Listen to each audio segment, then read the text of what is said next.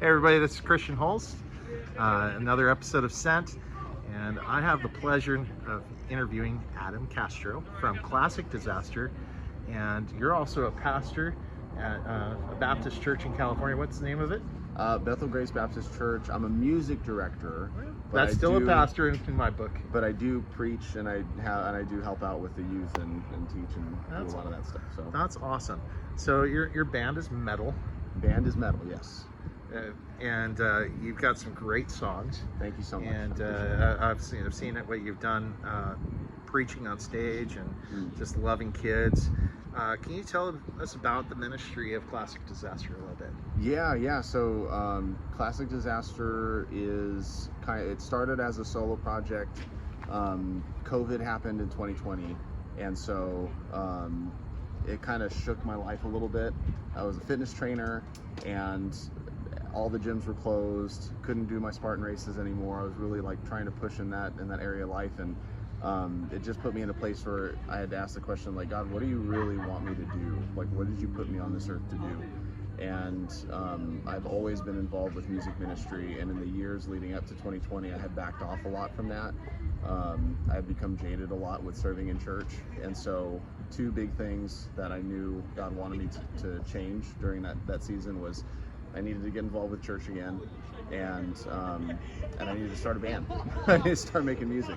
And so I started reaching out to Andrew Stanton from Disciple and trying to get some. It started off as guitar lessons to just become a better guitarist so I could write better songs. That ultimately started turning into songwriting and producing lessons, because he's just an awesome dude and just saw the opportunity to help me in those areas. And there was a guitarist who was working with him at the same time. His name's Josh, and so he would live not too far from me, and he was like, hey, why don't you guys get together and start writing music together? And so we did, and shortly after we found a drummer, and then the rest is history. And we basically the message of the band is that we're all classic disasters. There's an Under Oath song that says you're a classic disaster with a knack for losing your exterior, and I always felt like that. Like, I always was wondering, like, who am I, God? Like, I don't know if you've ever had that moment where you're like looking at yourself in the mirror, whether it's in the bathroom or at the gym or find a mirror and you're just like what are you doing? Like, who are you? What are you doing? I think we've all experienced that, and we come to our senses. Yes. I remember the story of the prodigal son. Yeah. When he's working with the pigs, that classic verse that says, and he came to his senses and thought about what his father's servants had. Yeah. And that was definitely like all of the verses that point towards, like, remember the faith of your youth, remember what you're doing in your youth, like that. I needed those moments. I needed to be reminded of those moments. And so Classic Disaster is basically a lot of songs just kind of wrestling with the feelings that I was having at the time, as most people do.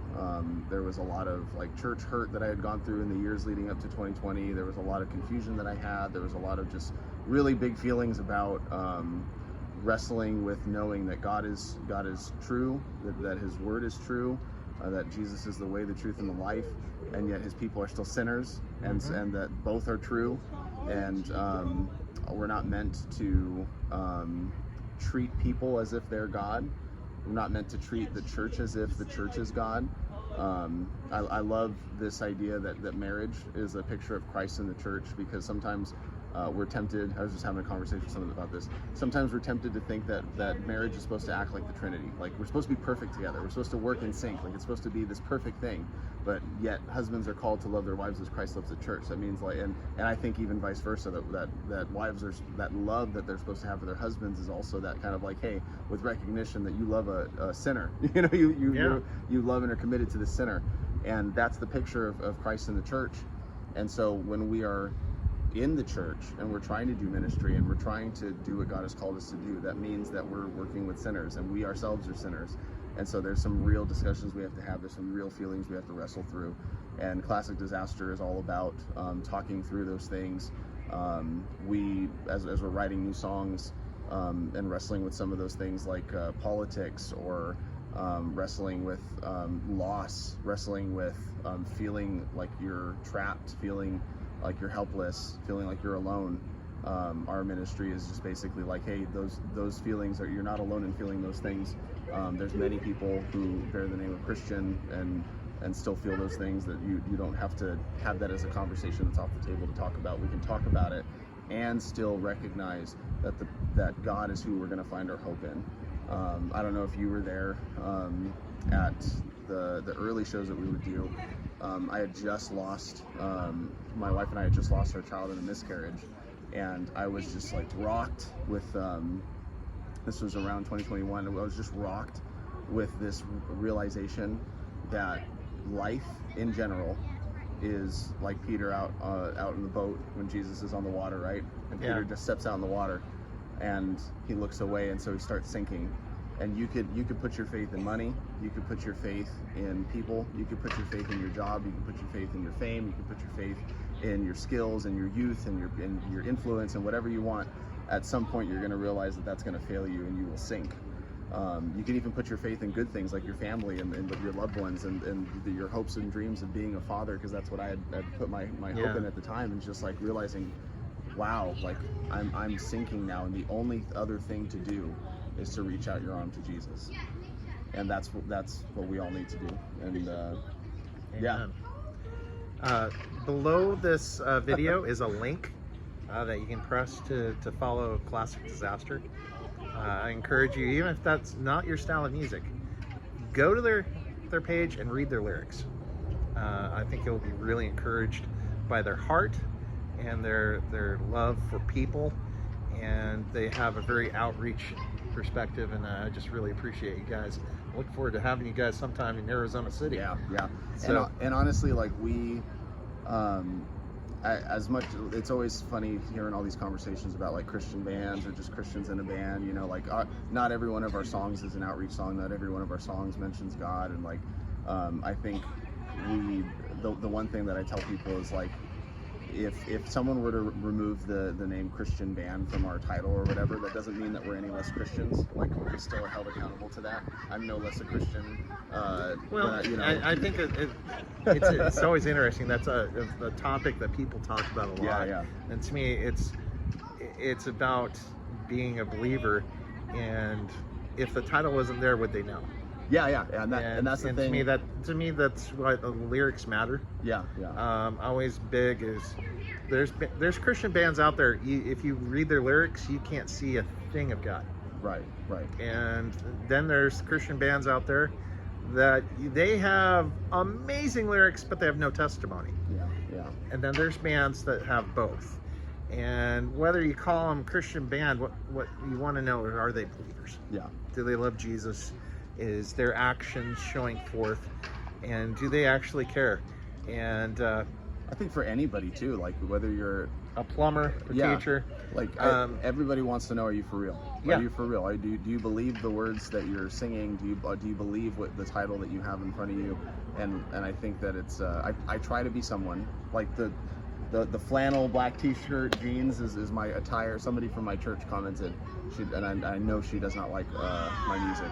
I'm sure she doesn't. If you do, that would be funny. But she was like, I'm aware of this what does she call it? This uniform that you have, because this is what I wear every day. This is just who I am. And I think anybody who talks to me, like, if you don't like our music, still come to a show, because if you love the Lord and you want to meet someone who's excited about just the gifts that God has given them to do it in this language of metal and music, like, I'd love to come and talk to you, and you don't have to like my music.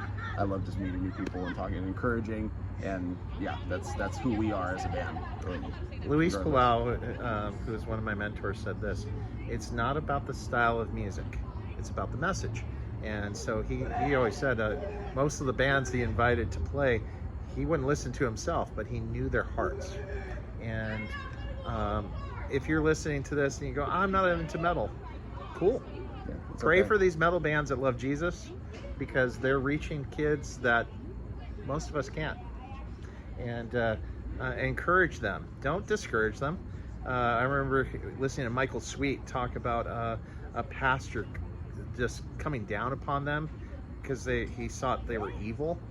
And here they were passing out more Bibles than the Gideons when they're in the 1980s, and they were going for it. So be an encourager, not a discourager. Yeah.